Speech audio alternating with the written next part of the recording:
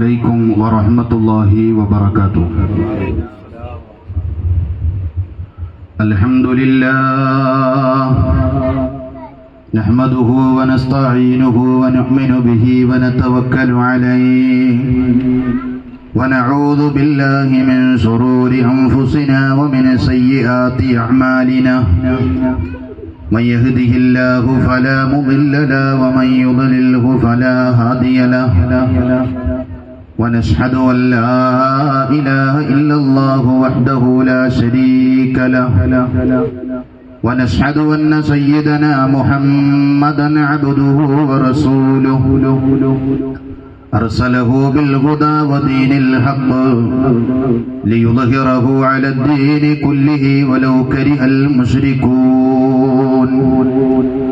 شر الأمور محدثاتها وكل محدثة بدعة وكل بدعة ضلالة وكل ضلالة في النار. اللهم صل على محمد وعلى آل محمد كما صليت على إبراهيم وعلى آل إبراهيم إنك حميد مجيد. اللهم صل على محمد وعلى آل محمد كما صليت على إبراهيم وعلى آل إبراهيم إنك حميد مجيد. اللهم صل على محمد وعلى آل محمد كما صليت على إبراهيم وعلى آل إبراهيم إنك حميد مجيد. أعوذ بالله من الشيطان الرجيم. بسم الله الرحمن الرحيم. ألا إن أولياء الله لا خوف عليهم ولا هم يحزنون. صدق الله العلي العظيم وصدق وبلغ رسوله النبي الكريم ونحن على ذلك من الشاهدين الشاكرين والحمد لله رب العالمين. يا جمال الزهر في حديقة المحبة يا حلاوة عيشتي في روضة المدينة. لا إله إلا الله لا إله إلا الله لا إله إلا الله محمد رسول الله. سيدي عند سؤال القبر فيما شقتي خذ بهذا العاص وانصر في جميع مضرتي. لا إله إلا الله لا إله إلا الله لا إله إلا الله محمد رسول الله. إن تفرق فرقتان إن تفرق فرقتان من قضى الخاتمة أجمعا بيني وبينك في رياض الجنة. لا إله إلا الله لا إله إلا الله لا إله إلا الله محمد رسول الله. ഏറെ ആദരവും ബഹുമാനവും നിറഞ്ഞ നമ്മുടെ ഈ മിത്രദ്വീപിൽ ആത്മീയ ചലനങ്ങൾക്ക് നേതൃത്വം നൽകിക്കൊണ്ടിരിക്കുന്ന എൻ്റെ പ്രിയപ്പെട്ട സുഹൃത്തും കൂടിയായ അസ്ഹർ അലി ദാരിമി ഉസ്താദ് അവറുകൾ, എൻ്റെ ശബ്ദം ശ്രവിക്കാൻ ഇവിടെ എത്തിയിട്ടുള്ള പ്രിയപ്പെട്ട സഹോദരന്മാരെ, സഹോദരിമാരെ, ജല്ല ജലാലായ അല്ലാഹു സുബ്ഹാനഹു വ തആല നമ്മുടെ ഈ മുബാറക്കായ മജ്ലിസ് നമ്മിൽ നിന്ന് പരിപൂർണമായി ഖബൂൽ ചെയ്യട്ടെ. ഇതിനേക്കാളും ഖൈറായ വിധത്തിൽ അവന്റെ ജന്നാത്തുൽ ഫിർദൗസിൽ നമ്മളെല്ലാവരെയും ഒരുമിച്ച് കൂട്ടി അനുഗ്രഹിക്കുമാറാവട്ടെ. നമ്മളിവിടെ പറയുന്നതും കേൾക്കുന്നതും ഒരു സ്വാലിഹായ കർമ്മമായി നാളെ അല്ലാഹുവിന്റെ അലംഘനീയമായ വിധിക്ക് കീഴടങ്ങിക്കൊണ്ട് ലോകത്തിൽ നിന്ന് നമ്മൾ വേർപിരിയുമ്പോ ഖബറിൽ നമ്മൾ എത്തുമ്പോ നമുക്കൊരു കർമ്മമായിട്ട്, സ്വാലിഹായ കർമ്മമായിട്ട് നമ്മുടെ ഖബറിലേക്ക് അല്ലാഹു തആല എത്തിച്ചു തരുമാറാവട്ടെ. ഇന്ന് സംസാരിക്കാൻ ഉദ്ദേശിച്ചിട്ടുള്ള വിഷയം ഔലിയാക്കളും കറാമത്തും എന്ന വിഷയത്തെ കുറിച്ചാണ്. സ്ഥാനത്ത് സംസാരിക്കുവാനും അത് ജീവിതത്തിൽ പകർത്തുവാനും റബ്ബ് തആല തൗഫീഖ് നൽകി അനുഗ്രഹിക്കട്ടെ. ഞാൻ ഇന്ന് എണീറ്റ് നിന്നിട്ടുള്ളത് വളരെ സന്തോഷത്തോടു കൂടിയാണ്. ഞാൻ എൻ്റെ ജീവിതത്തിൽ ഒരുപാട് പ്രാവശ്യം ആഗ്രഹിച്ചു പോയതാ അല്ലാഹുവിന്റെ ആദ്യത്തെ മന്ദിരമായ കഅബയുടെ കില്ല പിടിച്ചിട്ടൊന്ന് ദുആ ചെയ്യാനും ഹബീബ് നബി തങ്ങളുടെ റൗളയൊന്ന് സിയാറത്ത് ചെയ്യാനും എൻ്റെ ജീവിതത്തിൽ ഞാൻ ഒരുപാട് കാലത്തെ എൻ്റെ ആഗ്രഹമാണ്. പക്ഷേ ഇന്ന് മഗ്‌രിബിന് ശേഷം ഒരാൾ വിളിച്ചിട്ട് എന്നോട് പറഞ്ഞു, അതാരാണെന്നൊന്നും ഞാൻ പറയുന്നില്ല. അൽഹംദുലില്ലാഹ്, ഒരാൾ വിളിച്ചിട്ട് എന്നോട് പറഞ്ഞു, നിങ്ങൾ ഉംറക്ക് പോകാൻ വേണ്ടിയിട്ട് ഒരുക്കങ്ങൾ നടത്തിക്കോളി, നിങ്ങളുടെ എല്ലാ ചെലവുകളും ഞാൻ ഏറ്റെടുത്തിരിക്കുന്നു, പെട്ടെന്ന് പാസ്പോർട്ട് എടുക്കണമെന്ന് പറഞ്ഞു. വളരെയധികം സന്തോഷത്തോടു കൂടെയാണ് നിങ്ങളുടെ മുമ്പിൽ ഇന്ന് ഞാൻ എണീറ്റ് നിന്നിട്ടുള്ളത്. അല്ലാഹു തആല ആ വ്യക്തിക്ക് ആരോഗ്യ ആഫിയത്തും നൽകട്ടെ റബ്ബേ. അദ്ദേഹത്തിന്റെ മനസ്സിലുള്ള ഹലാലായ മുറാദുകൾ അല്ലാഹുവേ നീ ഹാസിലാക്കി കൊടുക്കണേ റഹ്മാനെ.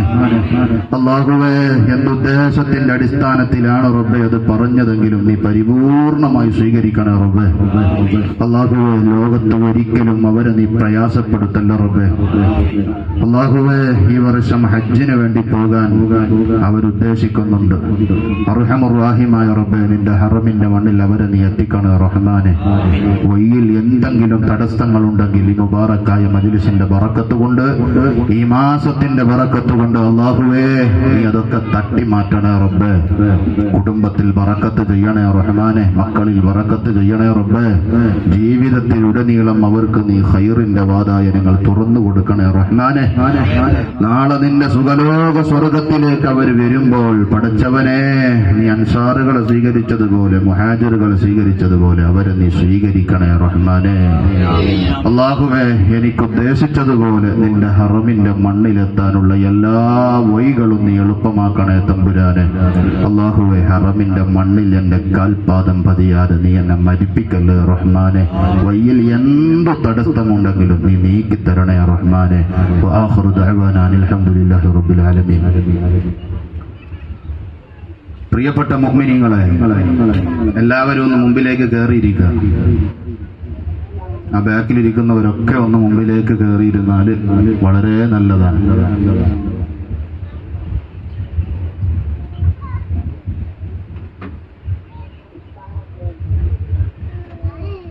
പ്രിയപ്പെട്ട സഹോദരന്മാരെ, സഹോദരിമാരെ, മഹാന്മാരായ ആളുകളെ നമ്മൾ അനുസ്മരിക്കുന്നതിന്റെ നേട്ടം എന്താണ് എന്ന് ചോദിച്ചാൽ അതിന്റെ ഉത്തരം നമ്മുടെ ദോഷങ്ങൾ പുറത്തു കിട്ടാനുള്ള ഏറ്റവും നല്ലൊരു വഴിയാണ് മഹാന്മാരെ അനുസ്മരിക്കുക എന്നുള്ളത്. പാപങ്ങൾ പുറത്തു കിട്ടും എന്നതിന് പുറമെ നമ്മുടെ ഉദ്ദേശങ്ങൾ സഫലമാകുവാനും ആഫത്ത് മുസീബത്തുകൾ വരാതിരിക്കുവാനും വന്നതിൽ നിന്ന് മോചനം ലഭിക്കുവാനും ഏറ്റവും നല്ല ഒരു വഴിയാണ് മഹാന്മാരെ അനുസ്മരിക്കുക എന്നുള്ളത്. സത്യത്തിൽ ഈ മഹാന്മാർ എന്താണ് ഇവിടെ നിർവഹിച്ചുകൊണ്ടിരിക്കുന്നത്? നമ്മളൊക്കെ ഒരുപാട് ഔലിയാക്കളെ ജീവിതത്തിൽ ചിലപ്പോൾ കണ്ടവരായിരിക്കാം, കാണാൻ കൊതിക്കുന്നവരായിരിക്കാം. ആ മഹാരഥന്മാരായ സൂഫിയാക്കളായ, ആരിഫീങ്ങളായ, മുത്തഖീങ്ങളായ, സജ്ജനങ്ങളായ ആളുകൾ സത്യത്തിൽ ഈ ഭൂമി ലോകത്ത് അവരെന്താണ് നിർവഹിച്ചുകൊണ്ടിരിക്കുന്നത്? നമുക്കറിയാം, ഒരു മനുഷ്യൻ എന്ന് പറയുന്നത് പ്രധാനമായും രണ്ട് ഘടകങ്ങൾ അടങ്ങിയിട്ടുള്ളതാണ്. ഒരു മനുഷ്യൻ എന്ന് പറയുന്നത് പ്രധാനമായും രണ്ട് ഘടകങ്ങളാണ് അടങ്ങിയിട്ടുള്ളത്. ഒന്നാമത്തത് അവന്റെ ശരീരമാണെങ്കിൽ രണ്ടാമത്തത് അവന്റെ ഹൃദയമാണ്, ആത്മാവാണ്. ഇങ്ങനെ ശരീരവും ആത്മാവും അടങ്ങിയിട്ടുള്ളതാണ് ഒരു മനുഷ്യൻ എന്ന് പറയുന്നത്. എന്നാൽ ഒരു മനുഷ്യന്റെ ശരീരത്തിലേക്ക് വല്ല രോഗവും ബാധിച്ചാൽ അതിന് മരുന്ന് നിർദ്ദേശിക്കാൻ ഇവിടെ ഡോക്ടർമാരുണ്ട്. ശാരീരികമായി അസുഖം ബാധിച്ചതായ ആ രോഗി ആ ഡോക്ടറെ സമീപിക്കണം, ആ ഡോക്ടറുടെ നിർദ്ദേശങ്ങൾ പാലിക്കണം. എന്നാൽ അവന്റെ അസുഖത്തിലേക്ക് ശമനം ലഭിക്കും. എന്നാൽ റാഫിയുണ്ടോ ഇവിടെ? ഹയാത്തിലുണ്ടോ? എന്നാൽ രോഗം ബാധിച്ചിട്ടുള്ളത് അദ്ദേഹത്തെ എനിക്ക് ഭയങ്കര ഇഷ്ടമാണ്. റാഫി എനിക്ക് ഭയങ്കര ഇഷ്ടമാണ്. എനിക്ക് ചായ കൊണ്ടുവന്നു തരും, വാലിന് എന്നെ വിളിക്കാൻ വരും, ഒരുപാട് ഖിദ്മത്ത് ചെയ്യുന്നുണ്ട്. റബ്ബേ, ഈ സ്വർഗത്തിന്റെ അവകാശികളിൽ ആ സഹോദരനെ നീ ഉൾപ്പെടുത്തണേ റഹ്മാനെ. ജീവിതത്തിലുടനീളം ആ സഹോദരനക്ക് നീ ബർക്കത്ത് ചെയ്യണേ റബ്ബേ. ഇൽമിന്റെ അഹിലുകാരായ കാരണം കൊണ്ട് ഞങ്ങളൊക്കെ നാളെ സ്വർഗത്തിന്റെ അവകാശികളാണെങ്കിൽ ഞങ്ങളെ ഇഷ്ടപ്പെട്ട, ഞങ്ങളെ ബഹുമാനിച്ച, വളരെ ആദരവോടുകൂടെ ഞങ്ങളെ സമീപിച്ച പലരുമുണ്ട്. അവരോടൊക്കെ കയ്യും പിടിച്ച് നാളെ നിന്റെ സുഖലോക സ്വർഗത്തിലേക്ക് വാസിലാകുന്ന ആലിമീങ്ങളിലും മുത്തഅല്ലിമീങ്ങളിലും ഞങ്ങൾ ഉൾപ്പെടുത്തണേ റഹ്മാനെ. ഏതാവട്ടെ റാഫി, ഇനി അങ്ങോട്ട് പുറത്തേക്ക് പോകരുത് കേട്ടാ. ഇനി വയല് കഴിഞ്ഞിട്ടൊക്കെ ഇൻഷാ അല്ലാഹ് നമുക്ക് ചായന്റെ സമയമായാലും ഒന്ന് പോയിട്ട് വന്നോളി കേട്ടാ. ഒന്ന് ഉറക്കൊക്കെ തെളിയാൻ വേണ്ടിയിട്ട് ഒന്ന് പോയിട്ട് വന്നോളി. ഏതാവട്ടെ, ശരീരത്തിനൊക്കെ വല്ല രോഗവും ബാധിച്ചാൽ അതിന്റെ മരുന്ന് നിർദ്ദേശിക്കാൻ ഇവിടെ ഡോക്ടർമാരുണ്ട്, വിശ്വസ്തരന്മാരായ ഡോക്ടർമാർ. എന്നാൽ ഒരു മനുഷ്യന്റെ ആത്മാവിനിക്കാണ്, ഹൃദയത്തിനിക്കാണ് രോഗം ബാധിച്ചിട്ടുള്ളതെങ്കിൽ അതിന് മരുന്ന് നിർദ്ദേശിക്കാൻ ഇവിടെയുള്ള ഡോക്ടർമാരെ കൊണ്ട് സാധ്യമല്ല. വിശ്വസ്തരന്മാരായ ഡോക്ടർമാരെ കൊണ്ട് പോലും അതിന് മരുന്ന് നിർദ്ദേശിക്കാൻ സാധ്യമല്ല. ആധുനിക ഡോക്ടർമാരെ കൊണ്ട് പോലും ഹൃദയത്തിന്റെ രോഗം ചികിത്സിച്ച് മാറ്റാൻ അവർക്ക് സാധ്യമല്ല. ആ രോഗം ലക്ഷണമറിഞ്ഞ് ചികിത്സിച്ച് മാറ്റാൻ വേണ്ടിയിട്ടാണ് അബൂന അബുൽ ബഷർ ആദം നബി അലൈഹിസ്സലാത്തു വസ്സലാം മുതൽ ഉറക്കെ ചൊല്ല്, അബൂന അബുൽ ബഷർ ആദം നബി അലൈഹിസ്സലാത്തു വസ്സലാം മുതൽ ഹബീബുല്ലാഹി സയ്യിദുനാ വ സയ്യിദുൽ ആലമീൻ നബി മുഹമ്മദ് മുസ്തഫ സല്ലല്ലാഹു അലൈഹി വസല്ലമ തങ്ങൾ വരെയുള്ള 1,24,000 ചില്ലാനം വരുന്ന പ്രവാചക ശൃംഖലയെ അല്ലാഹു തആല ഈ ഭൂമി ലോകത്തേക്ക് അയച്ചിട്ടുള്ളത്. അവർക്ക് ശേഷം ആ മഹിതമായ ദൗത്യം ഇവിടെ ഇന്നും നിർവഹിച്ചുകൊണ്ടിരിക്കുന്നത് അള്ളാഹുവിന്റെ ഔലിയാക്കളും ആരിഫീങ്ങളും സജ്ജനങ്ങളും സൂഫിയാക്കളുമായ ആളുകളാണ്. നമുക്കറിയാം, തിന്മയിലേക്ക് പെട്ടെന്ന് ആകർഷിക്കപ്പെടുകയും അതിൽ ആനന്ദം കണ്ടെത്തുകയും ചെയ്യുക എന്നത് രോഗാതുരമായ മനസ്സിന്റെ സ്വഭാവമാണ്.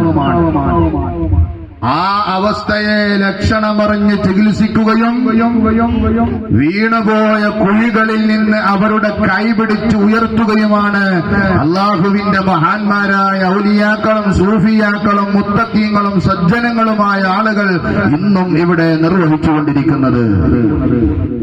നാം ചിന്തിക്കണം, അള്ളാഹുവിന്റെ ഔലിയാക്കളായ ആളുകൾ ഭൗതികന്മാരായ ഡോക്ടർമാര് ചെയ്യുന്നത് പോലെ ജനമനസ്സുകൾക്ക് അനസ്തേസി നൽകിക്കൊണ്ട് മയക്കുകയല്ല അള്ളാഹുവിന്റെ ഔലിയാക്കൾ ഇവിടെ ചെയ്തുകൊണ്ടിരിക്കുന്നത്. മറിച്ച് ഭൗതികതയുടെ വിഷക്കാറ്റേറ്റം മയങ്ങിക്കിടക്കുന്നവരെ ഉണർത്തുകയാണ് അള്ളാഹുവിന്റെ ഔലിയാക്കൾ ഇവിടെ ഇന്നും നിർവഹിച്ചുകൊണ്ടിരിക്കുന്നത്. തിമിരം ബാധിച്ചതായ ഹൃദയങ്ങളെ ഓപ്പറേഷൻ ചെയ്തുകൊണ്ട് ആ ഹൃദയങ്ങൾക്ക് അകക്കാഴ്ച നൽകുകയാണ് അള്ളാഹുവിന്റെ ആരിഫീങ്ങളും മൗലിയാക്കളും ഇന്നും ഇവിടെ നിർവഹിച്ചുകൊണ്ടിരിക്കുന്നത്. സത്യത്തിൽ ആ വെളിച്ചമാണ് ഈ ലോകത്ത് കഴിഞ്ഞു പോയവരും ഇന്നുള്ളവരുമായ മുഴുവൻ മുഅ്മിനീങ്ങൾക്കും ഊർക്കും ഊർജവും നൽകിക്കൊണ്ടിരിക്കുന്നത് ആ ഒരു വെളിച്ചമാണ്. നമുക്കറിയാം, കുരിശുപടക്കതിരെ പോരാടിക്കൊണ്ട് ഖുദ്സ് കീഴടക്കിയ സ്വലാഹുദ്ദീൻ അയ്യൂബിക്ക് ഊക്കും ഊർജ്ജവും നൽകിയത് മഹാന്മാരായ മശായിഖുമാരുടെ ത്വരീഖുകളാണ്.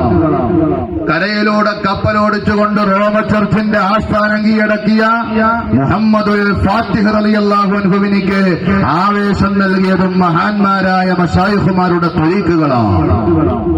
ഒസോവനയുടെ ഫാസിസത്തിനെതിരെ അൾജീരിയക്കാരെ സജ്ജമാക്കിയ ഉമർ മുഖ്താറിനിക്ക് വെളിച്ചം നൽകിയതും മഹാന്മാരായ ആരിഫീങ്ങളുടെ ത്വരീഖുകളാണ്. ഈ മഹാന്മാർ സത്യത്തിൽ ഇവിടെ നിർവഹിച്ചുകൊണ്ടിരിക്കുന്നത് ഈ ഒരു അവസ്ഥകളാണ് ഈ മഹാരഥന്മാർ ഇവിടെ ഇന്നും നിർവഹിച്ചുകൊണ്ടിരിക്കുന്നത്. ആ തണലിലൂടെയാണ് ഇന്ന് ഒരു സത്യവിശ്വാസി കടന്നു പോകുന്നത്. അവരുടെ തർബിയത്ത് നമുക്ക് ലഭിക്കുമ്പോൾ തെറ്റിലേക്ക് കടന്നു പോകാൻ നമുക്ക് കഴിയില്ല.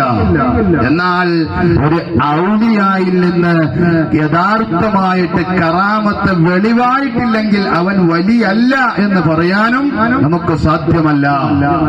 ഒരു പ്രവാചകനെ സംബന്ധിച്ചിടത്തോളം ശത്രുക്കളുടെ മുമ്പിൽ വെച്ചുകൊണ്ട് അവരുടെ മുഅ്ജിസത്ത് പ്രകടമാകണം എന്നുള്ളത് നിർബന്ധമാണ്. എന്നാൽ ഒരു വലിയനെ സംബന്ധിച്ചിടത്തോളം അവന്റെ കറാമത്ത് മറ്റുള്ളവരുടെ മുമ്പിൽ വെച്ച് പ്രകടമായിട്ടില്ലെങ്കിലും അവൻ വലിയല്ല എന്ന് പറയാൻ ഒരാൾക്കും ഇവിടെ സാധ്യമല്ല. മഹാനായ ശൈഖുനാ ശംസുൽ ഉലമ വലിയ മഹാനാണ്. ചില ആളുകൾ മരണപ്പെട്ട് കഴിഞ്ഞാലും അവരുടെ ഓർമ്മകൾ ഇവിടെ ഇങ്ങനെ തട്ടിക്കളിച്ചുകൊണ്ടേയിരിക്കും. വലിയ മഹാനാണ് ശൈഖുനാ ശംസുൽ ഉലമ. അദ്ദേഹത്തിന്റെ വിലായത്ത് എന്ന് പറഞ്ഞാൽ വളരെ വലിപ്പമുള്ളതാണ്. എന്നാൽ അദ്ദേഹത്തിന്റെ ഇൽമാണ് യഥാർത്ഥത്തിൽ ജനങ്ങൾക്ക് മുന്നിൽ തെളിഞ്ഞത്. വിലായത്തിനെ അല്ലാഹു തആല മറച്ചുവെച്ചു.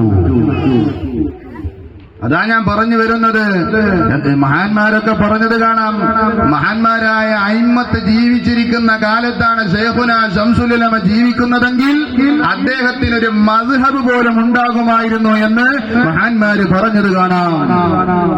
നമ്മുടെ മദ്ഹബിന്റെ ഇമാമന്മാർ ഇമാം ഷാഫിയെ പോലെ, അഹ്മദ് ബിൻ ഹംബൽ റളിയല്ലാഹു അൻഹുവിനെ പോലെ, ഇമാം മാലിക് തങ്ങളെ പോലെയുള്ള ഒരു കാലഘട്ടത്തിലാണ് ഇമാമുൽ അയിമ്മത്തി വൽ മുസ്ലിമീൻ മഹാനായ ശൈഖുനാ ശംസുൽ ഉലമ ജീവിക്കുന്നതെങ്കിൽ അദ്ദേഹത്തിനൊരു മദ്ഹബ് തന്നെ ഉണ്ടാകുമായിരുന്നു എന്ന് മഹാന്മാര് പറഞ്ഞത് കാണാം.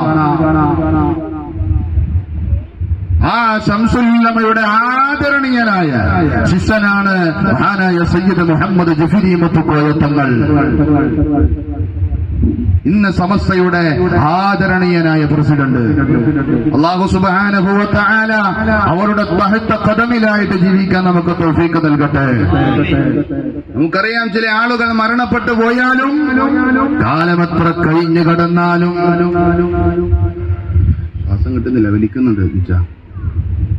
ചില ആളുകൾ മരണപ്പെട്ടു പോയാലും കാലമെത്ര കഴിഞ്ഞു പോയാലും അന്തരീക്ഷത്തിലൂടെ അവരുടെ ഓർമ്മകൾ ഇങ്ങനെ തട്ടിക്കളിച്ചുകൊണ്ടിരിക്കും. ചില ആളുകൾക്കത് പാണ്ഡിത്യത്തിലൂടെ നേടിയെടുക്കാൻ കഴിഞ്ഞ മഹാഭാഗ്യമാണെങ്കിൽ ചില ആളുകൾക്കത് ജനസേവനത്തിലൂടെ നേടിയെടുക്കാൻ കഴിയുന്ന മഹാഭാഗ്യമാണ്. കേട്ടിട്ടില്ലേ നിങ്ങൾ? 23-ാം നൂറ്റാണ്ടിന്റെ 20ാം നൂറ്റാണ്ടിന്റെ മുജദ്ദിദായിക്കൊണ്ട് ലോകം അറിയപ്പെട്ട ഇമാമുൽ അയിമ്മത്തി വൽ മുസ്ലിമീൻ മഹാനായ ശൈഖുനാ ശംസുൽ ഉലമ അസ്തമയ സമയവും ഈ ലോകത്തെ പ്രഭചരിഞ്ഞുകൊണ്ടിരിക്കുന്ന സൂര്യതേജസ്സാണ് മഹാനായ ശൈഖുനാ ശംസുൽ ഉലമ. എണ്ണിയാലൊടുങ്ങാത്ത ഔറാദുകളുടെ ലോകത്തിലൂടെ കടന്നുപോയിട്ട് തന്റെ തോളിൽ വിരിച്ച പച്ചശാള് കൊണ്ട് ഈ സമുദായത്തിന് എതിരെ വരുന്ന ഏത് കൂരമ്പുകളും തടഞ്ഞു നിർത്തിയ മഹാനാണ് ശൈഖുനാ ശംസുൽ ഉലമ.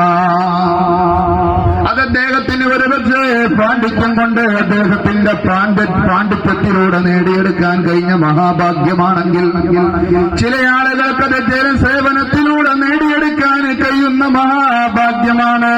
സ്വഹാബത്തിന്റെ കാലഘട്ടത്തിൽ ഒരുപാട് വ്യക്തമായ ചരിത്രങ്ങൾ നമ്മുടെ മുമ്പിലുണ്ട്.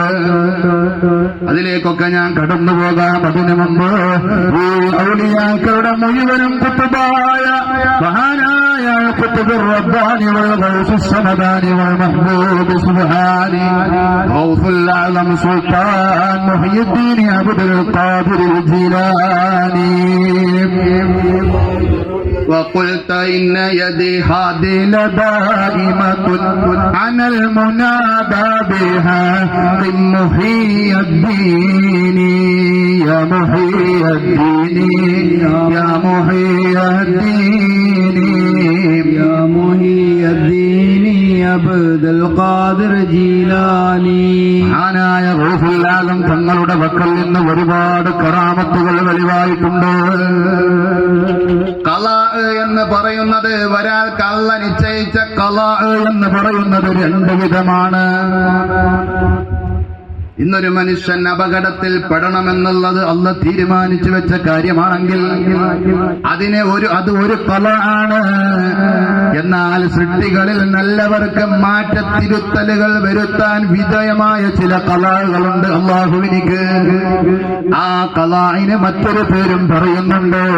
ഒന്നാമത്തത് ഖലാഅ് മുഅല്ലഖ, മറ്റൊന്ന് ഖലാഅ് മുബ്റമ. ഇങ്ങനെ രണ്ട് ഖലാകൾ അല്ലാഹുവിനിക്കുണ്ട്. മഹാനായ ഗൗസുൽ ആലം തങ്ങളുടെ അടുത്തേക്ക് ഒരു പെണ്ണ് വന്നിട്ട് പറഞ്ഞുവല്ലോ, യാ ഗൗസുൽ ആലം, ഓ ഗൗസുൽ ആലം തങ്ങളെ, നിങ്ങൾ സമുന്നതമായ പദവി അലങ്കരിച്ച മഹാനാണല്ലോ. നിങ്ങൾ അല്ലാഹുവിന്റെ പരിശുദ്ധമായ സമുന്നതമായ പദവിയിലൂടെ കടന്നുപോയ മഹാനല്ലേ ഗൗസുൽ ആലം തങ്ങളെ. എന്നാൽ ഞാനൊന്ന് പറഞ്ഞോട്ടെ. ആ പെണ്ണ് പറയാൻ തുടങ്ങുകയാണ്, കല്യാണം കഴിഞ്ഞ് കാലം ഇത്ര കഴിഞ്ഞിട്ടും ഒരു കുഞ്ഞിക്കാല് കാണാൻ എനിക്ക് ഭാഗ്യം ലഭിച്ചിട്ടില്ല. ഒരുപാട് കാലമായി ഞാൻ റബ്ബിനോട് ദുആ ചെയ്യുന്നുണ്ട്. പക്ഷേ റബ്ബേ, നിന്റെ സമ്മാനമാകുന്ന ഹിബത്താകുന്ന കുഞ്ഞ് എനിക്കിന്ന് വരെ നൽകപ്പെട്ടിട്ടില്ല. അതുകൊണ്ട് നിങ്ങളല്ലാഹുവിന്റെ വലിയ വലിയല്ലേ, നിങ്ങളൊന്ന് ദുആ ചെയ്താൽ എനിക്ക് റബ്ബ് കുഞ്ഞിനെ നൽകാതിരിക്കില്ല. ഗൗസുൽ ആലം ഇരുന്ന ഇരുപ്പിൽ അവിടുത്തെ ജനറൽ രജിസ്ട്രേഷനിലേക്ക് നോക്കി, ലൗഹുൽ മഹ്ഫൂദ് എന്ന ഫലകയിലേക്ക് നോക്കി. സുബ്ഹാനല്ലാഹ്, ഈ പെണ്ണിന്റെ പേര് കാണുന്നുണ്ട്, ഭർത്താവിന്റെ പേര് കാണുന്നുണ്ട്, പക്ഷേ കുഞ്ഞിന്റെ പേരതിൽ ഉല്ലേഖനം ചെയ്യപ്പെട്ടിട്ടില്ല. പെണ്ണിന്റെ പേര് കാണുന്നുണ്ട്, ഭർത്താവിന്റെ പേര് കാണുന്നുണ്ട്, പക്ഷേ മക്കളുടെ പേര് അല്ലാഹു തആല എഴുതി വെച്ചിട്ടില്ല. ഗൗസുൽ ആലം തങ്ങൾ പറഞ്ഞു, നിനക്ക് കുഞ്ഞിനെ തരാൻ അല്ലാഹ് വിചാരിച്ചിട്ടില്ല. അല്ലാഹു തആല നിനക്ക് മക്കളെ തരാൻ തീരുമാനിച്ചിട്ടില്ല. വല്ലാത്ത വിഷമത്തോടെ വീണ്ടും പറഞ്ഞു ഗൗസുൽ ആലം തങ്ങളെ, നിങ്ങൾ അല്ലാഹുവിന്റെ ഇഷ്ടദാസനല്ലേ, വന്ന് ദുആ ചെയ്യ്, എനിക്കൊന്ന് കുഞ്ഞിനെ കിട്ടാൻ വേണ്ടിയിട്ട്, ഒരു മോനെ കിട്ടാൻ വേണ്ടിയിട്ട്, ഒരു മോളെ കിട്ടാൻ വേണ്ടിയിട്ട് ഒന്ന് ദുആ ചെയ്യണം. ആ സമയത്ത് ഗൗസുൽ ആലം തങ്ങൾ ചെയ്തതെന്താണെന്നറിയോ? ഇരുന്ന സ്ഥലത്തിൽ നിന്ന് കുറച്ച് മണ്ണെടുത്തിട്ട് ഒരു കൂട്ടിലാക്കിയിട്ട്, ഇത് പെണ്ണേ നിന്റെ അരയിലേക്കൊന്ന് കെട്ട്, എന്നിട്ട് പോയിക്കോളൂ. അരയിൽ കെട്ടി. സുബ്ഹാനല്ലാഹ്, പെണ്ണ് പോയി. പെണ്ണ് പോയപ്പോൾ ഗൗസുൽ ആലം തങ്ങൾ റബ്ബിനോട് പറഞ്ഞതെന്താണെന്നറിയോ? അർഹമുർ റഹീമായ അൽ മലിക്കുൽ ജബ്ബാറായ രാജസയ്യിദായ അല്ലാഹ്, ആ സഹോദരിക്ക് ഒരു 2 മക്കളെ കൊടുക്കണേ റബ്ബേ.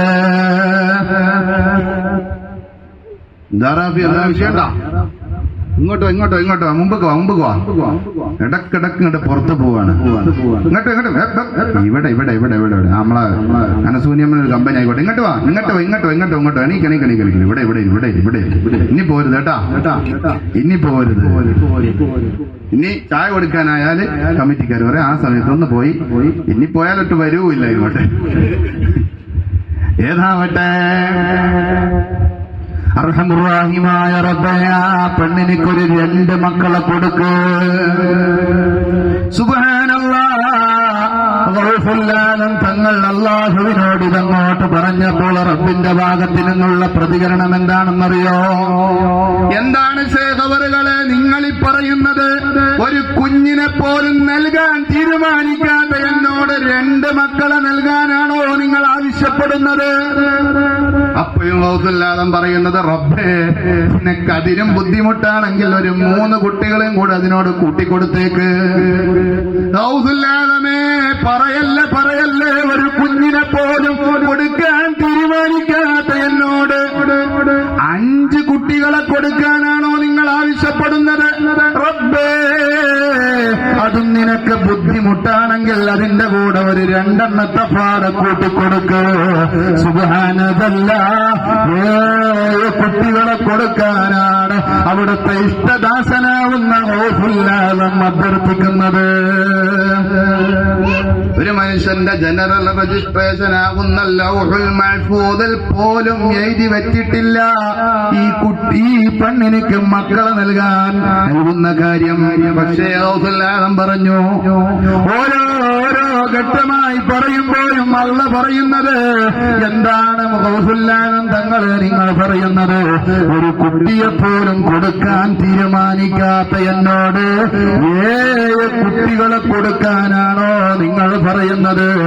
ഏതാവട്ടെ തന്റെ ഇഷ്ടദാസന്റെ അഭ്യർത്ഥന മാനിച്ചുകൊണ്ട് 7 സുന്ദരന്മാരായ കുട്ടിയെ ഒറ്റ പ്രസവത്തില്ല പെണ്ണിനിക്ക് അല്ലാഹു നൽകുകയാ.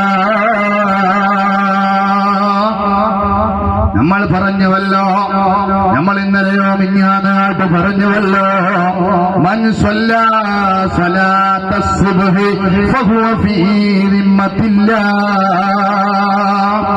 ഒരാള് സുബ്ഹ് നമസ്കാരം നിസ്കരിച്ചു കഴിഞ്ഞാൽ അവൻ അല്ലാഹുവിന്റെ റെസ്പോൺസിബിലിറ്റിയിലാകുന്നു, അവൻ അല്ലാഹുവിന്റെ ഉത്തരവാദിത്വത്തിലാണ്.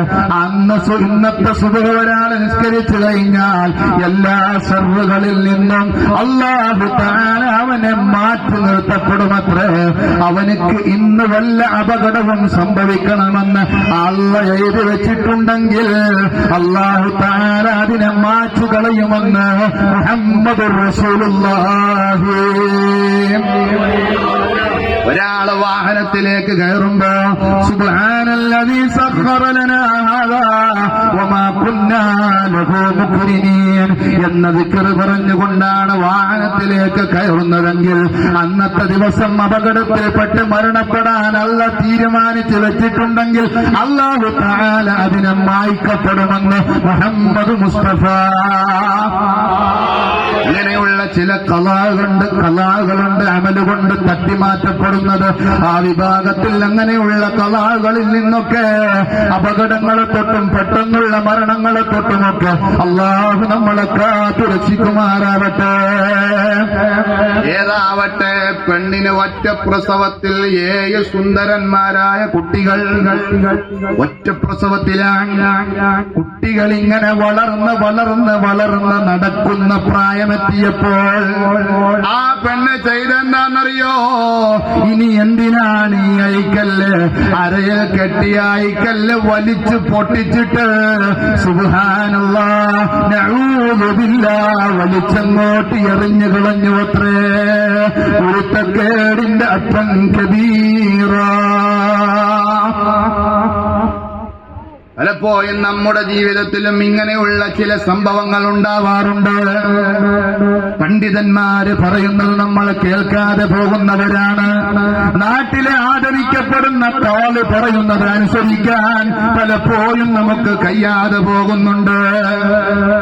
വലിയ ഒരു പണ്ഡിത സഭ, സമസ്ത കേരള ജംഇയ്യത്തുൽ ഉലമ എന്ന ആധികാരിക പരമാധികാര പണ്ഡിത സഭ ഇവിടെ എടുക്കുന്ന നിലപാടുകള് പുച്ഛിച്ച് താന്തോന്നികളെപ്പോലെ പുച്ഛിച്ച് ചവിട്ടി തേച്ച് ഒട്ടിക്കുന്ന പലരും നമ്മുടെ ഇടയിലുണ്ട്. അവരോടൊക്കെ പറയുകയാണ്, 40 അംഗ സംഘത്തിന്റെ ബുദ്ധിയോട് കടപിടിക്കില്ലല്ലോ നമ്മുടെ അഭിപ്രായങ്ങൾ. സുബ്ഹാനല്ലാഹ്, മുത്തഖീങ്ങളായ സാലിഹീങ്ങളായ ആരിഫീങ്ങളായ പണ്ഡിത സഭ എടുക്കുന്ന തീരുമാനത്തെ ഒരിക്കലും വേണ്ടാന്ന് വെക്കരുത്. അവരൊന്നും കാണാതെ ദീർഘവീക്ഷണത്തോടുകൂടെയുള്ള നിലപാടാണ് അവരുടേത്. അല്ലാഹു തആല അവരുടെ തഹത്ത ഖദമിലായിക്കൊണ്ട് ജീവിതം മുന്നോട്ട് പോകാൻ നമുക്കെല്ലാവർക്കും തൗഫീഖ് നൽകട്ടെ. ഏതാവട്ടെ പെണ്ണായി കല്ല് വലിച്ച് പൊട്ടിച്ച് അങ്ങോട്ട് എറിഞ്ഞപ്പോൾ കുരുത്തക്കേടിന്റെ അറ്റം കബീറ, കുരുത്തക്കേടിന്റെ അറ്റം വലുതാണ്. സുബ്ഹാനല്ലാഹ്, 7 സുന്ദരന്മാരുടെയും മരണം അങ്ങോട്ട് സംഭവിക്കുകയാണ്. ഓരോന്നോരോന്നായിട്ട് ചേതനയേറ്റ് പോവുകയാണ്. ഓരോരുത്തരായിട്ട് മരിച്ചും മണ്ണോടൊട്ടിച്ചേരുകയാ. അവസാനം 7ാമത്തെ കുട്ടിയുടെയും ശ്വാസം നിലച്ചപ്പോൾ സങ്കടം സഹിക്കാൻ പറ്റാതെ ആ പെണ്ണ് ഓടുകയാണ് ആത്മീയ ഗുരുവിന്റെ സന്നിധാനത്തിലേക്ക്. ശൈഖവറുകളെ, എന്റെ 7 കുട്ടികളും മരണപ്പെട്ടു പോയേ, ഇനി എന്തുണ്ട് പരിഹാരം? 7 സുന്ദരന്മാരായ കുട്ടിയെ നൽകിയ അവസാനം എല്ലാമായപ്പോ മഹാന്മാരായ ഔലിയാക്കൾ നൽകിയത് വലിച്ചെറിഞ്ഞു പോയി. ഇതല്ലേ ഞാൻ ഇന്നാളൊരു ദിവസം പറഞ്ഞു, PMS പൂക്കോയ തങ്ങളടുത്തേക്ക് പിന്നെ ഒരു ചെക്കൻ വന്നു, ഒരു ചെറുപ്പക്കാരൻ വന്നിട്ട് പറഞ്ഞു, എനിക്ക് ഒരുപാട് പ്രശ്നങ്ങളുണ്ട്, എന്തെങ്കിലുമൊക്കെ ഇത് തരണം എന്ന് പറഞ്ഞു, എന്തെങ്കിലും ഒരു പരിഹാരം ചെയ്തു തരണം. അവസാനം പാണക്കാട് പോയാൽ കാണാം ഒരു കടലാസ് കഷ്ണം എടുത്തിട്ട് ഇങ്ങനെ കറണ്ടിൽ കൊടുക്കുന്നത് കാണാം. പാണക്കാട്ട് പോയാൽ ഏത് അംഗന്മാരെടുത്ത് പോയാലും അങ്ങനെയാണ്. ഞാൻ മംഗലാപുരത്ത് നിന്ന് വന്ന എനിക്ക് ഈ ഒരു കറണ്ട് കടലാസേ ഉള്ളൂ, നിങ്ങൾ തന്നെ വെച്ചോളി എന്ന് പറഞ്ഞു. ശരി, ഞാൻ വെച്ചോളാം. ഖാദിമിനകത്ത് നിന്ന് വിളിച്ചു വരുത്തി ഈ കടലാസ് കഷ്ണം കൊണ്ടുപോയിട്ട് ആ കൂട്ടിലുള്ള ആടിന്റെ കഴുത്തിലേക്കൊന്ന് കെട്ടിയേക്ക്, എന്നിട്ട് തോക്കെടുത്ത് വന്നിട്ട് ഷൂട്ട് ചെയ്യാൻ പറഞ്ഞു. ഷൂട്ട് ചെയ്തു. ആടിനൊരു കുലുക്കമില്ല. തങ്ങളുപ്പാപ്പ, എനിക്ക് അത് തന്നെ മതി തങ്ങള്, ഇനിയില്ല, നിനക്കിനിയില്ല, ഇറങ്ങിപ്പോടാ എന്റെ മുന്നിൽ നിന്ന്. പെണ്ണിനോട് കൗസല്യാനം പറയാണ്, പെണ്ണേ, നീ ആദ്യമായിട്ട് എന്റെ അടുത്തേക്ക് വന്നപ്പോൾ ഞാൻ എന്റെ ബസാറത്തെന്ന കാഴ്ച കൊണ്ട് നിന്റെ ഹൃദയത്തിലേക്കൊന്ന് നോക്കി. നിന്റെ ഹൃദയം മുഴുവനും ഈമാനിന്റെ നൂറാനിയത്ത് കൊണ്ട് പ്രകാശിക്കുകയാണ്. എന്നാൽ ഇപ്പോൾ ഞാൻ നിന്റെ ഹൃദയത്തിലേക്കൊന്ന് നോക്കിയപ്പോൾ നിന്റെ ഹൃദയത്തിൽ ഒരണമണി തൂക്കം ഈമാൻ പോലുമില്ല. അതുകൊണ്ട് എന്റെ ഒരു സെക്കൻഡ് സമയം പോലും ഇവിടെ നിൽക്കാൻ പാടില്ല. ഇവിടെ അല്ലാഹുവിന്റെ ശാപമിറങ്ങും. അതുകൊണ്ട് ഇറങ്ങിപ്പോകണേ. ആ ഗൗസുല്ലാലമിന്റെ വാപ്പയാരാണ്? ആ ഗൗസുല്ലാലം തങ്ങളുടെ വാപ്പയാരാണ്? ഖദ്ദസല്ലാഹു സിർറഹുൽ അസീസ്. അറിയോ? ഈ മൊയ്തീൻ പള്ളി നടത്തി നോക്കണ ആരാ? മൊയ്തീൻ പള്ളി പരിചരണം നടത്തുന്ന ആളാരാ? ഇവിടെ ഉണ്ടോ? മൊയ്തീൻ പള്ളി ഉണ്ടോ? ആ, അതിന്റെ ഖലീഫ ആരാ? ബിയക്കോയ. സദസ്സിലുണ്ടോ?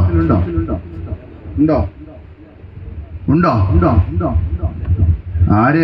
രാജാനെ കാണിക്കുന്നു. ചെറിയ മോനോടെ അല്ലേ? ഹൗസില്ല. നിങ്ങളെ വാപ്പന്റെ പേരെന്താണ്? ആർക്കെങ്കിലും അറിയോ? അബൂ സാലിഹ് റബ്ബാനി നാഫിയ ഇൽമു നൽകണ, ഇൽമിൽ ബറക്കത്ത് ചെയ്യണേ അബൂ സാലിഹ്. 10 വർഷം അബൂ സോമായി റളിയല്ലാഹു അൻഹുവിന്റെ തോട്ടത്തിൽ പണിയെടുത്തിട്ട് അവസാനം വീട്ടിലേക്ക് എല്ലാം ഒഴിവാക്കി പോകാൻ സമയത്ത് അബൂ സോമായി ചോദിച്ചുവത്രേ, ഓ അബൂ സാലിഹേ, 10 വർഷക്കാലം എന്റെ തോട്ടത്തിൽ പണിയെടുത്തതല്ലേ, വെറും കയ്യോടെ വീട്ടിലേക്ക് പോവണ്ട, എന്തെങ്കിലും കൊണ്ടുപോയിക്കോളെ, എന്ത് വേണമെങ്കിലും ചോദിച്ചോ അബൂ സാലിഹ്. ആ സമയത്ത് അബൂ സാലിഹ് വളരെയധികം ആലോചിച്ചു. അവസാനം എന്താണ് ചോദിച്ചതെന്നറിയോ? നിങ്ങൾക്കൊരു വിവാഹപ്രായമെത്തിയ മോളുണ്ടല്ലോ, ആ മോളെ എനിക്ക് വിവാഹം ചെയ്തു തരുമോ? നിങ്ങൾക്ക് വിവാഹപ്രായമെത്തിയൊരു മോളുണ്ടല്ലോ, ആ മോളെനിക്ക് കല്യാണം കഴിപ്പിച്ചു തരുമോ? എന്താണ് അബൂ സ്വാലിഹ് നിങ്ങൾ പറയുന്നത്? എന്റെ മോളെ കല്യാണം കഴിക്കണമെന്നോ? എന്റെ മോൾക്ക് രണ്ട് കണ്ണില്ലാത്തവളാ എന്റെ മോൾ. രണ്ട് ചെവിയില്ലാത്തവളാ, ചെവിക്ക് ന്യൂനതയുള്ളവളാ എന്റെ മോൾ. രണ്ട് കൈയില്ലാത്തവളാണ് എന്റെ മോൾ. രണ്ട് കാലില്ലാത്തവളാണ് എന്റെ മോൾ. അവരെ നിനക്ക് വിവാഹം ചെയ്യണോ അബൂ സ്വാലിഹ്? ആ സമയത്ത് പറഞ്ഞു അത്രേ, അതേ എനിക്ക് വിവാഹം കഴിക്കണം, നിങ്ങൾ വിവാഹം ചെയ്തു തരുമോ? ഈ ന്യൂനതകളൊക്കെ ഉണ്ടായാലും നിങ്ങൾക്ക് ഒരു പ്രശ്നവുമില്ലേ? ഇല്ല, ഞാൻ ജീവിതം മുന്നോട്ട് കൊണ്ടുപോകാം. അവസാനം അള്ളാഹുവിന്റെ അലംഘനീയമായ വിധി എന്ന് പറയട്ടെ, ഫാത്തിമ എന്ന് പറയുന്ന മോളെ അബൂ സോമായി റളിയല്ലാഹു അൻഹു അബൂ സ്വാലിഹ് എന്ന് പറയുന്ന ചെറുപ്പക്കാരനക്ക് വിവാഹം ചെയ്തു കൊടുക്കുകയാണ്. വിവാഹം ചെയ്തിട്ട് ആദ്യത്തെ രാത്രി തന്റെ മണിയറയിലേക്ക് മധുവിധു നുകരാൻ വേണ്ടിയിട്ട് കടന്നു പോകുമ്പോൾ സുബ്ഹാനല്ലാഹ്, അബൂ സോമായി റളിയല്ലാഹു അൻഹു പറഞ്ഞ ആ ഒരൊറ്റ സംഗതിയും ഈ പെണ്ണിൽ കാണുന്നില്ല. ഉടനെ പോയിട്ട് പെണ്ണ് മാറിപ്പോയോ? ഉടനെ പോയിട്ട് അബൂ സോമായിയുടെ അടുത്ത് ചെന്നിട്ട് ചോദിച്ചു റളിയല്ലാഹു അൻഹു. അബൂ സ്വാലിഹ് തങ്ങൾ ചോദിക്കുകയാണ്, ഓ അബൂ സോമായി തങ്ങളെ, നിങ്ങൾ പറഞ്ഞുവല്ലോ നിങ്ങളുടെ മോൾക്ക് രണ്ട് കണ്ണ് കാണാത്തതാണെന്ന്, കണ്ണില്ലാത്തതാണെന്ന്, രണ്ട് ചെവിയില്ലാത്തതാണെന്ന്, രണ്ട് കൈയില്ലാത്തതാണെന്ന്, രണ്ട് കാലില്ലാത്തതാണെന്ന്. പക്ഷേ രണ്ട് കൈയും കാലും കണ്ണും രണ്ട് ചെവിയും എല്ലാതും ഉണ്ടല്ലോ, നിങ്ങൾക്ക് പെണ്ണ് മാറിപ്പോയോ? ആ സമയത്ത് അബൂ സോമായി റളിയല്ലാഹു അൻഹു പറഞ്ഞു കൊടുത്ത മറുപടി എന്താണെന്നറിയോ? എന്റെ വഴല് കേൾക്കുന്ന പ്രിയപ്പെട്ട സഹോദരിമാരെ, എന്റെ വഴല് കേൾക്കുന്ന പ്രിയപ്പെട്ട ചെറുപ്പക്കാരാ, പ്രിയപ്പെട്ട ഉപ്പ, ശരിക്ക് ശ്രദ്ധയോടെ കേൾക്കണേ. എന്റെ മോള് ഇന്ന് വരെ ഹറാമ് കണ്ടിട്ടില്ല. അതാണ് ഞാൻ പറഞ്ഞത്, രണ്ട് കണ്ണില്ല എന്ന്. എന്റെ മോള് രണ്ട് കൈയില്ല എന്ന് പറഞ്ഞത് ഇന്ന് വരെ ആ കൈ കൊണ്ട് എന്റെ മോള് ഹറാമ് പ്രവർത്തിച്ചിട്ടില്ല. രണ്ട് കാലില്ല എന്ന് പറഞ്ഞത് എന്റെ മോള് ഇന്ന് വരെ ആ കാലുകൊണ്ട് ഹറാമുകളിലേക്ക് നടന്നു പോയിട്ടില്ല. അതുകൊണ്ടാണ് ഈ ന്യൂനതകളുണ്ട് എന്ന് ഞാൻ പറയാനുള്ള കാരണമെന്ന് മഹാനായ അബൂ സോമായി. ആരാണ് അബൂ സോമായി റളിയല്ലാഹു അൻഹു? ഗൗസുൽ അഅ്സം വൽ ഖുത്ബുർ റബ്ബാനി വൽ ഗൗസുൽ സമദാനി വൽ മഹ്ബൂബ് സുബ്ഹാനി. ഗൗസുൽ അഅ്സം സുൽത്താൻ മുഹയ്യിദ്ദീൻ അബ്ദുൽ ഖാദിർ ജീലാനി. തങ്ങളുടെ വല്ലിപ്പയാണ്, ഉമ്മയുടെ ഉപ്പയാണ് അബൂ സോമായി. ഏതാവട്ടെ വർഷങ്ങൾ ഇങ്ങനെ കഴിഞ്ഞു കടന്നുപോയി. അങ്ങനെ ഒരു ദിവസം നാട്ടിലെ പ്രമാണിമാരൊക്കെ ഒരുമിച്ച് കൂടിയ ഒരു മൗലിദിന്റെ സദസ്സിൽ മഹാനായ അബൂ സ്വാലിഹ് റളിയല്ലാഹു അൻഹു പങ്കെടുക്കുകയാണ്. സ്വലാത്തുല്ലാഹ് സലാമുല്ലാഹ് അലാ റസൂലില്ലാഹ്, സ്വലാത്തുല്ലാഹ് സലാമുല്ലാഹ് അലാ യാസീൻ ഹബീബില്ലാഹ്. തവസ്സൽനാ ബിസ്മില്ലാഹ് വബിൽഹാദി റസൂലില്ലാഹ് വകുല്ലി മുജാഹിദിൻ ലില്ലാഹ് വഅഹ്ലിൽ ബദരി യാ അല്ലാഹ്. സ്വലാത്തുല്ലാഹ് സലാമുല്ലാഹ് അലാ റസൂലില്ലാഹ്, സ്വലാത്തുല്ലാഹ് സലാമുല്ലാഹ് അലാ യാസീൻ ഹബീബില്ലാഹ്. നാട്ടിലെ പ്രമാണിമാരൊക്കെ ഒരുമിച്ച് കൂടിയ ഒരു മൗലിദിന്റെ സദസ്സിൽ ഗൗസുല്ലാഹ് തങ്ങളുടെ പ്രിയപ്പെട്ട ഉപ്പ അബൂ സ്വാലിഹ് റളിയല്ലാഹു അൻഹു പങ്കെടുക്കുകയാണ്. അങ്ങനെ ആ മൗലിദൊക്കെ കഴിഞ്ഞപ്പോൾ എല്ലാവരും ഒരുമിച്ചിരുന്ന് ഭക്ഷണം കഴിക്കുമ്പോൾ സുബ്ഹാനല്ലാഹ് നാട്ടിലെ പ്രമാണിമാരൊക്കെ ഗൗസുല്ലാഹ്മിന്റെ പ്രിയപ്പെട്ട ഉപ്പ അബൂ സ്വാലിഹിനോട് പറഞ്ഞു, ഉസ്നൗ മൗലിദൻ കമാ ഇതുപോലെയുള്ള റസൂലുള്ളാഹിന്റെ ഒരു മൗലിദിന്റെ സദസ്സ് നിനക്കും നിന്റെ വീട്ടിൽ ഒന്ന് സംഘടിപ്പിച്ചുകൂടെ? ആ സദസ്സിൽ മഹാനായ അബൂ സ്വാലിഹ് റളിയല്ലാഹു അൻഹു പങ്കെടുക്കുമ്പോൾ ഗൗസുല്ലാഹ് തങ്ങൾ ഭൂമി ലോകത്തേക്ക് വന്നിട്ടില്ല. ഉമ്മയുടെ വയറ്റിലാണുള്ളത്. പിന്നീട് 2 വർഷം കഴിഞ്ഞപ്പോഴാണ് മഹാനായ ശൈഖ് അവറുകൾ പിറന്നു വീഴുന്നത്. ഏതാവട്ടെ അന്ന് ഏതായാലും ഈ പ്രശ്നം നടക്കുമ്പോൾ ഇത് പറയുമ്പോൾ ഇസ്നൗ മൗലിദൻ കമാ ഹാദാ, നാട്ടിലെ പ്രമാണിമാരൊക്കെ ഒരുമിച്ച് കൂടിയിട്ട് ആ മൗലിദിന്റെ സദസ്സിൽ വെച്ചുകൊണ്ട് ഗൗസുല്ലാഹ്മിന്റെ ഉപ്പയായ അബൂ സ്വാലിഹ് തങ്ങളോട് പറഞ്ഞു, ഇസ്നൗ മൗലിദൻ കമാ ഹാദാ, ഇതുപോലെയുള്ള ഒരു മൗലിദിന്റെ സദസ്സ് നിനക്കും നിന്റെ വീട്ടിലൊന്ന് സംഘടിപ്പിച്ചുകൂടെ?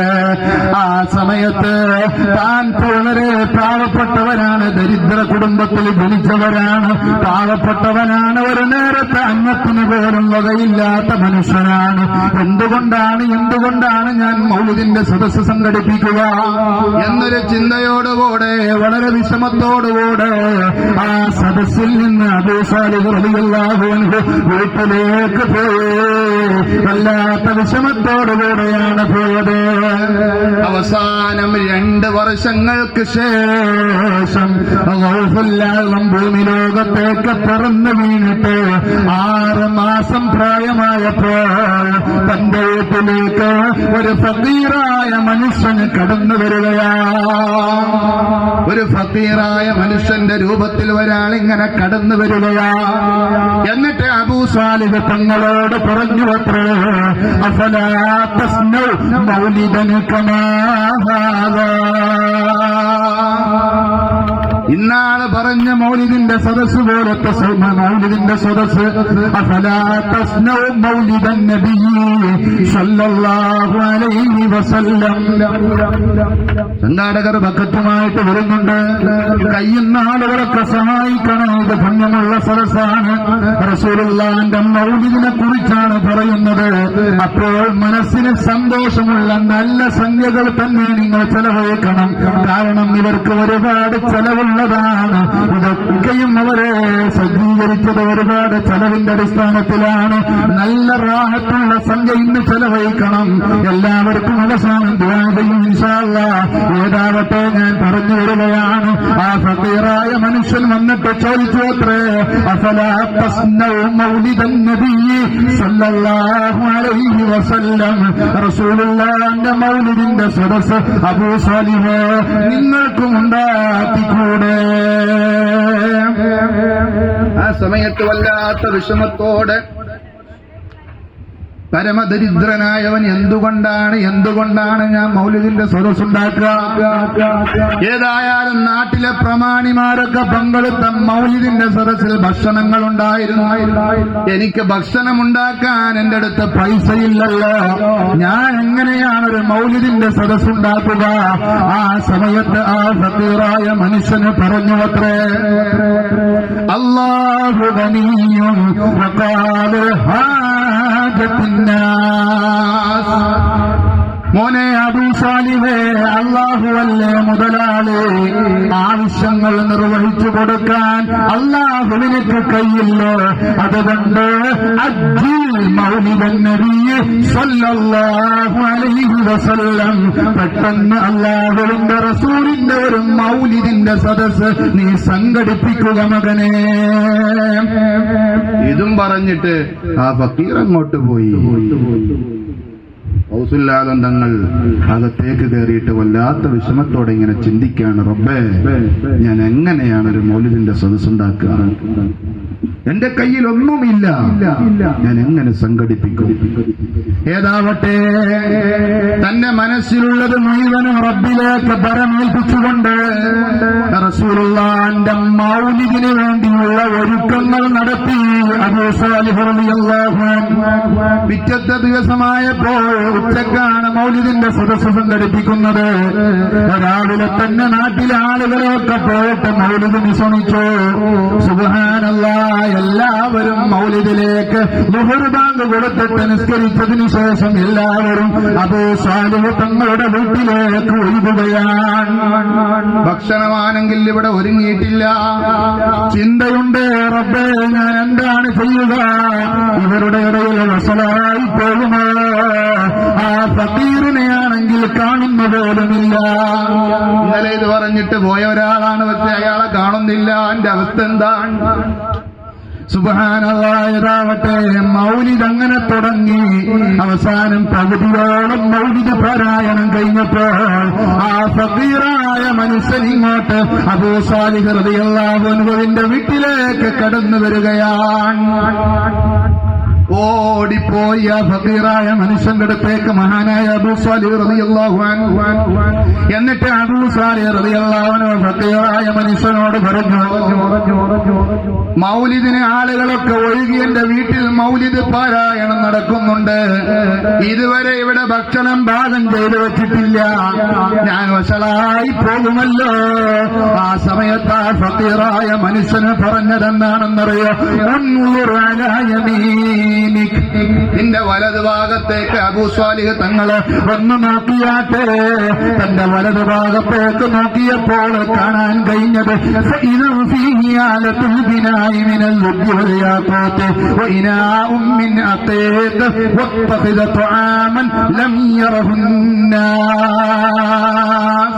മനോഹരമായ നല്ല പന്തൽ ഒരുങ്ങുകയാണ്.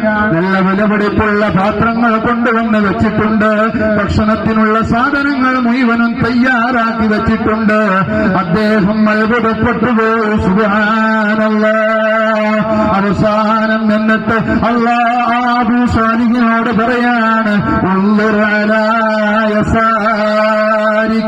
നിന്റെ ഇടതുഭാഗത്തേക്ക് വന്ന് നോക്കിയാട്ടെ. എല്ലാ സൗകര്യങ്ങളും ഒരുങ്ങിയിട്ടുണ്ട്. ഭക്ഷണമാണെങ്കിൽ പാകം ചെയ്ത് വെച്ചിട്ടുമുണ്ട്. വളരെ സന്തോഷമായി അവസാനം മൗലിദ് സമാപിച്ചിട്ട് എല്ലാവരും വളരെ സന്തോഷത്തോടെ റാഹത്തോടെ ഭക്ഷണവും കഴിച്ചിട്ട് സലാം പറഞ്ഞ് വളരെ റാഹത്തോടെ സന്തോഷത്തോടെ എല്ലാവരും പിരിഞ്ഞു പോയപ്പോൾ സുബ്ഹാനല്ലാഹ് ഒന്ന് വിശ്രമിക്കാൻ വേണ്ടി അകത്തേക്ക് കയറിയതാണ് അബൂ സാലിഹ്. മൗലിദൊക്കെ കഴിഞ്ഞു ഒരുപാട് പണിയെടുത്ത് ക്ഷീണമുണ്ടാകും. കുറച്ചു നേരം ഒന്ന് വിശ്രമിക്കാൻ വേണ്ടിയിട്ട് അകത്തേക്ക് കയറിയതാണ് മഹാനായ അബൂ സാലിഹ് റളിയല്ലാഹു അൻഹു. ഇതും പറഞ്ഞിട്ട് ഞാൻ എന്റെ വാഴ അവസാനിപ്പിക്കുകയാണ്. 11 മണിയാവാനായി. ഏതാവട്ടെ അകത്തേക്ക് കയറിയപ്പോൾ ഉമ്മ കുട്ടിയെയും കയ്യിൽ പിടിച്ചിട്ട് ജോലി ചെയ്യുന്നുണ്ട്. വാപ്പ അബൂ സാലിഹിനെ കണ്ടപ്പോൾ, ഭർത്താവിനെ കണ്ടപ്പോൾ കുട്ടിയെ അങ്ങോട്ട് കൊടുത്തു. ഇന്ന് നിങ്ങൾ കുട്ടിയെ പിടിക്ക്, ഞാനൊന്ന് ഈ പണിയൊന്ന് എടുത്തു തീർക്കട്ടെ. ഗൗസുൽ ആലം എന്ന് പറയുന്ന ചെറിയ കുഞ്ഞിനെ വാങ്ങിയിട്ട് ഇങ്ങനെ ലാളിക്കുകയാണ് മഹാനായ അബൂ സാലിഹ്. ആ സമയത്ത് ഗൗസുൽ ആലം എന്ന് പറയുന്ന ചെറിയ കുഞ്ഞ് ഉപ്പച്ചിയുടെ മടിത്തട്ടിൽ മൂത്രമൊഴിക്കുകയാണ്. കുട്ടിയെ ഇങ്ങനെ ലാളിക്കുന്ന സമയത്ത് അബൂ സാലിഹ് റളിയല്ലാഹു അൻഹു എന്ന ഉപ്പയുടെ മടിയിലൊന്ന് മൂത്രമൊഴിച്ചു പോയി. നേരെ പോയിട്ട് ഉമ്മാന്റെ അടുത്ത് കൊടുത്തു. എന്നിട്ട് പറഞ്ഞു, ഇവനെന്റെ മടിയിൽ മൂത്രമൊഴിച്ച് കളഞ്ഞല്ലോ. സുബ്ഹാനല്ലാഹ്. ഉമ്മ വാങ്ങിയിട്ട് തന്റെ മാരടത്തിൽ ഇങ്ങനെ കുട്ടിയെ പിടിച്ചു നിൽക്കുമ്പോൾ കുട്ടി തലയങ്ങോട്ട് ഉപ്പയുടെ നേരെ തിരിച്ചിട്ട് പറയാണ്, യാ വലദീ അബാ സാലിഹ്. അങ്ങനെ തന്നെ വിളിച്ചു, യാ വലദി അബാ സാലിഹ്, എന്റെ വാപ്പ അബൂ സാലിഹ്. 6 മാസം പ്രായമുള്ള കുഞ്ഞു വിളിക്കാൻ ഒന്ന് മൂത്രമൊഴിച്ചിട്ട് ഇന്നാ കുട്ടിയെ പഠിക്ക്. ഇവനെന്റെ മടിയിലും മൂത്രമൊഴിച്ചു കളഞ്ഞുവല്ലോ. സുബ്ഹാനല്ലാഹ്. തങ്ങൾ ഉമ്മയുടെ മാരടത്തിന് തലയങ്ങോട്ട് വാപ്പയുടെ മുഖത്തേക്ക് തിരിച്ചിട്ട് പറഞ്ഞു, യാ വലദീ അബാ സാലിഹ്, എന്റെ വാപ്പ അബൂ സാലിഹ്, ഐന ഇൻകാറുക ഹീന ഖീല ലക യാ അബാ സാലിഹ് ഇസ്നൗ മൗലിദൻ കമാ ഹാദാ.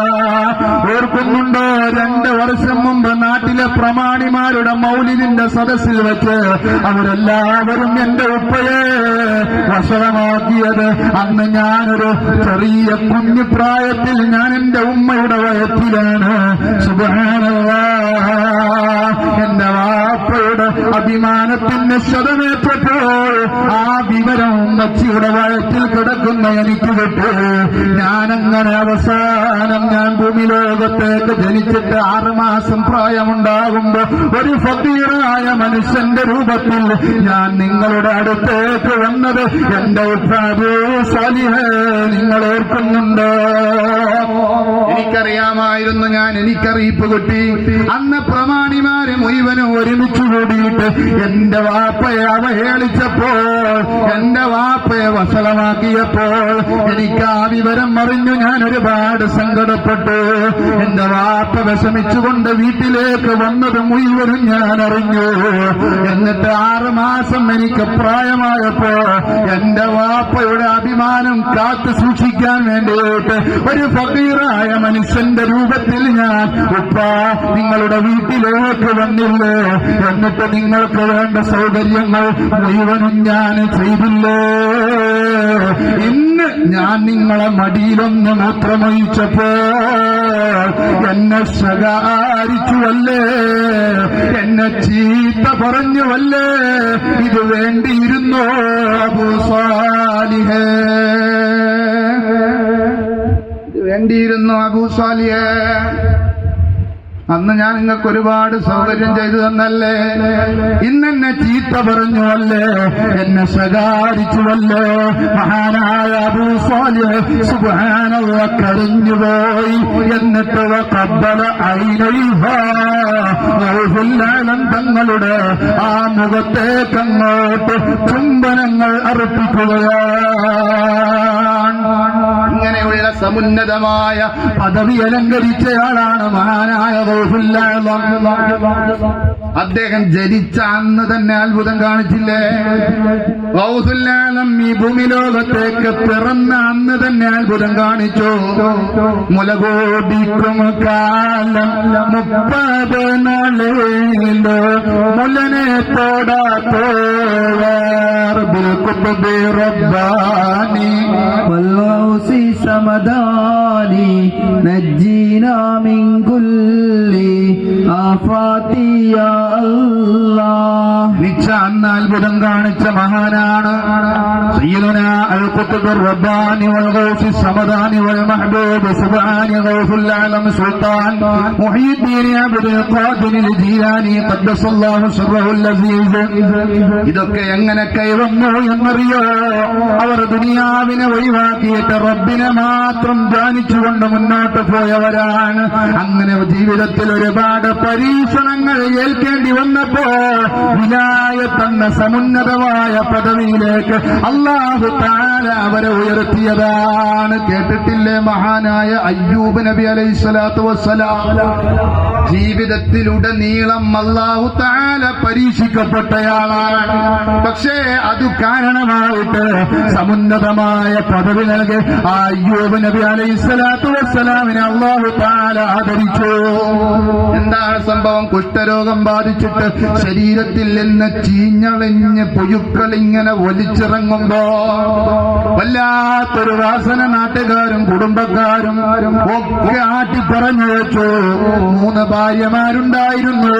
2 ഭാര്യമാരെ ഒഴിവാക്കിപ്പോയി. അവസാനം ഒരു പെണ്ണ് മാത്രം. ആ പെണ്ണിന്റെ പേര് റഹ്മത്ത് ബീവിയാണ്. യൂസുഫ് നബിയുടെ മോള.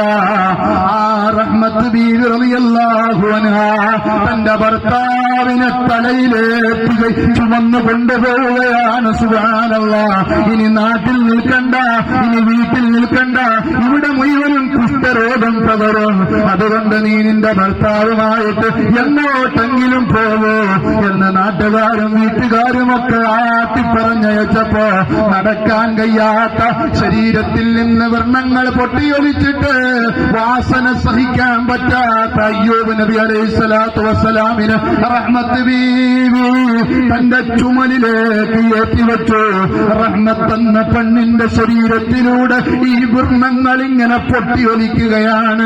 ആ സമയത്ത് അയ്യൂബ് നബിയെയും കൊണ്ടല്ലോ ഭൂമിയിലൂടെ എങ്ങോട്ടെന്നില്ലാതെ പലായനം നടത്തുകയാണ്. അവസാനം ഒരു മരത്തിന്റെ തണലിന്റെ അടുത്തെത്തിയപ്പോൾ അയ്യൂബ് നബി അലൈഹിസ്സലാത്തു വസ്സലാമിനെ അവിടെ അങ്ങോട്ട് ചാരിയിരുത്തുകയാണ്.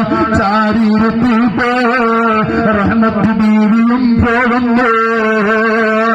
എന്റെ റഹ്മത്ത് പോകുന്നത് കണ്ടപ്പോ അയ്യൂബ് നബി അലൈഹിസ്സലാത്തു വസ്സലാം വിളിച്ചു, യാ റഹ്മത്ത്, ഏ റഹ്മത്ത്, ഈ അയ്യൂബിനെ ഒഴിവാക്കിയിട്ട് നീയും പോവുകയാണോ? ഈ അയ്യൂബിനെ ഒഴിവാക്കിയിട്ട് നീയും പോവുകയാണോ? ആ സമയത്ത് റഹ്മത്ത് ബീവി റളിയല്ലാഹു അൻഹാ അയ്യൂബ് നബി അലൈഹിസ്സലാത്തു വസ്സലാമിനോട് പറഞ്ഞു, എന്റെ പ്രിയപ്പെട്ട ഭർത്താവേ, ഇന്ന് രാവിലെ മുതൽ എന്റെ ഭർത്താവ് നോമ്പല്ലേ. എന്റെ ഭർത്താവിന് നോമ്പ് തുറക്കാനാകുമ്പോഴേക്ക് എന്തെങ്കിലും ഒരു വിഭവം കിട്ടുമോ എന്ന് അന്വേഷിക്കട്ടെ. അതിനു വേണ്ടിയാണ് ഞാൻ പോകുന്നത്. എങ്ങോട്ടും ഇവിടെ നാനങ്ങല്ലേ. തന്റെ ഭർത്താവിനെ ഒരു മരത്തിന്റെ തണലിൽ ചാരിയിരുത്തിയിട്ട് അയ്യൂബ് നബി അലൈഹിസ്സലാത്തു വസ്സലാമിന്റെ പ്രിയപ്പെട്ട ഭാര്യ റഹ്മത്ത് പോവുകയാ. വീടാന്തരങ്ങൾ കയറിയിറങ്ങി പണിയെടുത്തിട്ട് അവസാനം അയ്യൂബ് നബി അലൈഹിസ്സലാത്തു വസ്സലാമിന് അവിടെ നിന്ന് കിട്ടുന്ന എന്തെങ്കിലും കൊണ്ടുവന്നിട്ട് നോമ്പ് തുറക്കാൻ കൊടുക്കുമായിരുന്നു. അള്ള ഏറെ ഇഷ്ടപ്പെട്ട നോമ്പുകാരനാണ് മഹാനായ അയ്യൂബ് നബി. ഒരു ദിവസം നോമ്പെടുത്താൽ പിറ്റത്തെ ദിവസം നോമ്പില്ല, പിറ്റത്തെ ദിവസം നോമ്പെടുക്കും. ഈ രീതിയാണ്, ഈ ശൈലിയിലാണ് അദ്ദേഹം നോമ്പെടുത്തിരുന്നത്.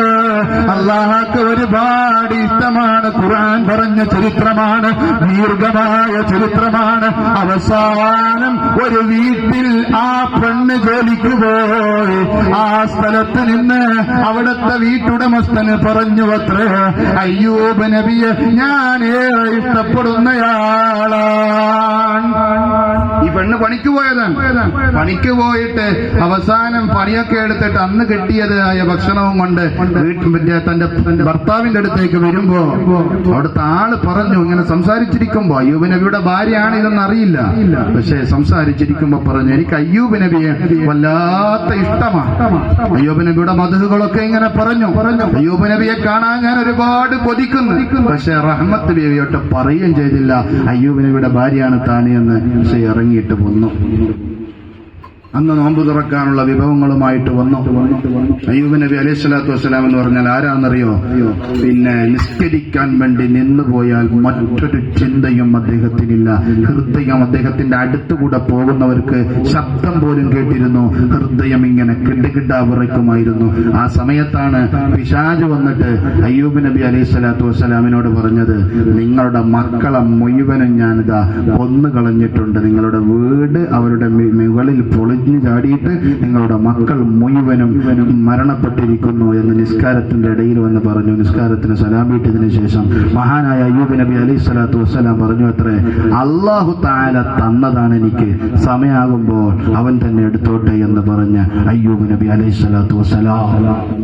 ഇവിടെ നമ്മൾ എന്താ ചെയ്യുന്നത്? ഒരാൾ വീട്ടിൽ മരിച്ചു കഴിഞ്ഞാൽ കരയലോട് കരയൽ അല്ലേ? ഭയങ്കര കരച്ചിലാണ്. റസൂല് നിരോധിച്ച സംഗതിയാണ് അട്ടഹസിച്ച് കരയൽ. അത് ചെയ്യാൻ പാടില്ല. അട്ടഹസിച്ചുകൊണ്ട് കരയരുത്. അള്ളാന്റെ റസൂല് നിരോധിച്ച കാര്യമാണ്. നിർത്തട്ടെ, ശ്രദ്ധിക്കുന്നുണ്ടോ? അയ്യൂബ് നബിയുടെ ചരിത്രം പൂർത്തിയാക്കണം. വേണ്ടല്ലോ, ടൈം ഓവറായി. അത് സാരമുണ്ട്. എന്നാ അധികം വൈകിക്കൂല, നിർത്തും. ഏതാവട്ടെ അയ്യൂബ് നബി അലൈഹിസ്സലാത്തു വസ്സലാമിനെയും ചുമന്നുകൊണ്ട് വീണ്ടും പലായനം നടത്തുകയാണ്. അവസാനം ഒരു വൃക്ഷത്തിന്റെ അടുത്ത് വീണ്ടും കൊണ്ടുപോയിട്ട് അവസാനം വീണ്ടും പണിക്ക് പോയിട്ട് തിരിച്ച് പിന്നെ റഹ്മത്ത് ബീവി വരുമ്പോഴേക്ക് അയ്യൂബ് നബിയെ ഇരുത്തിയ സ്ഥലത്ത് കാണുന്നില്ല. അയ്യൂബ് നബി അലൈഹിസ്സലാത്തു വസ്സലാമിനെ ഇരുത്തിയ സ്ഥലത്ത് കാണുന്നില്ല. നോമ്പ് തുറക്കാൻ ഭക്ഷണത്തിന് വേണ്ടി പോയതാണ്. പണിയെടുത്ത് കിട്ടിയതായ ഭക്ഷണവുമായിട്ട് തിരിച്ച് താൻ ഇരുത്തിയ സ്ഥലത്തേക്ക് കടന്നു വന്നപ്പോൾ അയ്യൂബ് നബിയെ കാണുന്നില്ല. അപ്പുറത്തൊരു ചെറുപ്പക്കാരനുണ്ട്. ആ ചെറുപ്പക്കാരന്റെ അടുത്ത് പോയിട്ട് ചോദിച്ചു, ഞാൻ എന്റെ ഭർത്താവിനെ ഇവിടെ ഇരുത്തിയിട്ട് പോയതാണെന്നോ, നിങ്ങൾ കണ്ടുവോ എന്റെ ഭർത്താവിനെ? അപ്പൊ പറഞ്ഞു, ഞാനാണ് നിന്റെ ഭർത്താവ്. നല്ല സുന്ദരനായ നല്ല സുമുഖനായ ഒരു ചെറുപ്പക്കാരൻ. ആ സമയത്ത് റഹ്മത്ത് ബീവി പറഞ്ഞു, നിങ്ങളല്ല എന്റെ ഭർത്താവ്. എന്റെ ഭർത്താവ് കുഷ്ഠരോഗം ബാധിച്ചിട്ട് ശരീരത്തിൽ നിന്ന് ചലങ്ങൾ ഇങ്ങനെ വൃണ്ണങ്ങൾ പൊട്ടിയൊലിക്കുന്ന ആളാണ്. ആ സമയത്ത് പറഞ്ഞു, ഞാനാണ് അയ്യൂബ് നബി അലൈഹിസ്സലാത്തു വസ്സലാം. വിശ്വസിക്കുന്നില്ല. അടുത്തേക്ക് വരുമ്പോ റഹ്മത്ത് ബീവി പറഞ്ഞു, എടാ വരല്ലേ, എന്റെ അടുത്തേക്ക് വരല്ലേ. എടാ നരകത്തെ പേടിയില്ലടാ, നിനക്ക് റബ്ബിനെ പേടിയില്ലടാ. ഒരു അന്യ പെണ്ണിന്റെ അടുത്തേക്ക് കയറി പിടിക്കാൻ വരുന്നുവോ? ആ സമയത്ത് അയ്യൂബ് നബി അലൈഹിസ്സലാത്തു വസ്സലാം നടന്ന സംഭവങ്ങൾ മുഴുവനും വിവരിച്ചു കൊടുത്തു. ഞാൻ നിന്റെ ഭർത്താവാ. ആ സംഭവങ്ങളൊക്കെ പറഞ്ഞു കൊടുത്തു. എന്താണ് സംഭവങ്ങളെന്നല്ലേ? وآخر دعوانا أن الحمد لله رب العالمين.